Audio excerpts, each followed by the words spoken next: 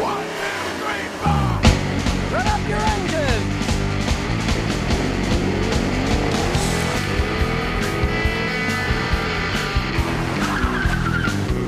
Time for the Scotty Kilmer channel. Today I'm going to help you answer the eternal question. When is it time to say goodbye to your old car? Now sometimes it's quite obvious, as in the case of this old Chrysler. It's all smashed up, the alarm system won't turn itself off, the interior is just falling apart, and it doesn't run for more than a few seconds.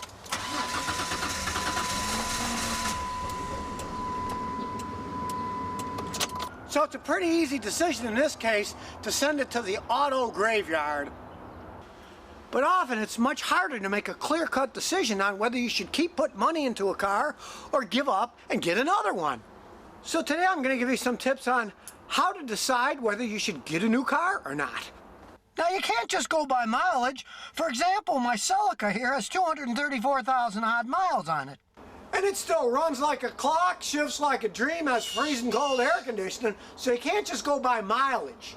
Now the real trick is deciding what problems your car has or doesn't have to decide whether you should get rid of it or not. For example, if your car is like mine and doesn't burn any oil between oil changes, the engine's in pretty good shape. But if you find your car's going through an awful lot of oil, it means the engine's just flat starting to wear out and it's time to get a new car. Because engine work on modern cars is very expensive, and often it's never done right and the car never runs right again anyway.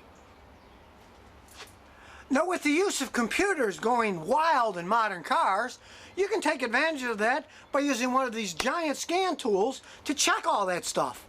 Because when you hook one of these machines up, it can check virtually all the computer electronics on the car.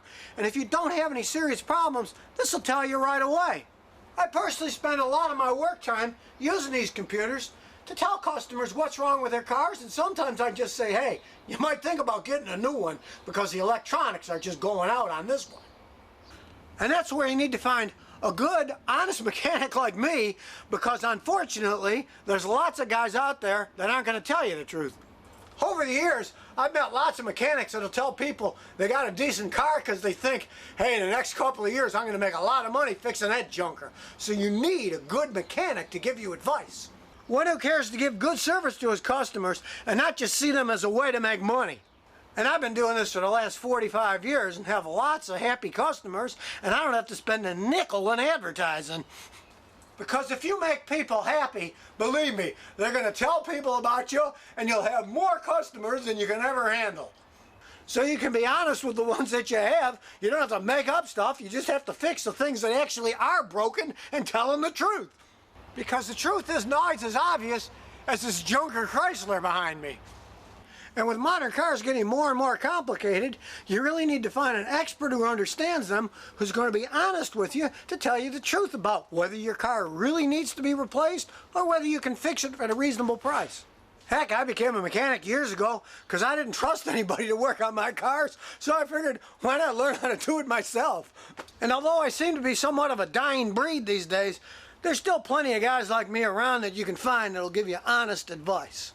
But if you can't find a guy like me, heck, here I am on the internet. You can get a hold of me and ask me a question. I'll answer it. And I can certainly tell you if the car you already have is a problem car and is starting to go out, and whether your choice of a new car is a good one or not too, because that's half the battle, buying the right car in the first place. And remember, if you've got any questions, just visit the Scotty Kilmer channel.